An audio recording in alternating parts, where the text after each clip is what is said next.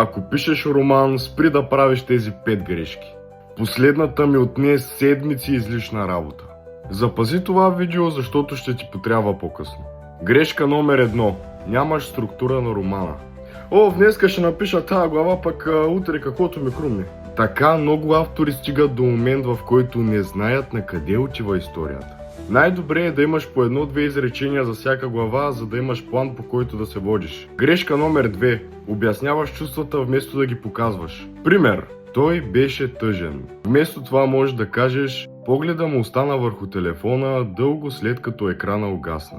Това е много по-визуално и позволява на читателя сам да усети емоцията. Грешка номер 3. Напълно убиваш напрежението. Обясняваш всичко на читателя още в началото или по средата.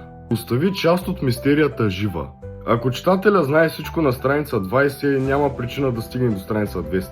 Грешка номер 4. Добавяш твърде много герои. По-добре 5 напълно различни и запомнящи си героя, отколкото 20 еднакви.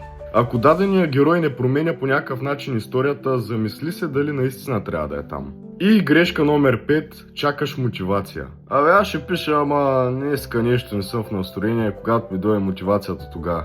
Повечето страници се пишат в дни, в които изобщо не ти се пише. Ако чакаш перфектното настроение, най-вероятно никога няма да стигнеш до края на романа. А ти коя от тези грешки правиш най-често?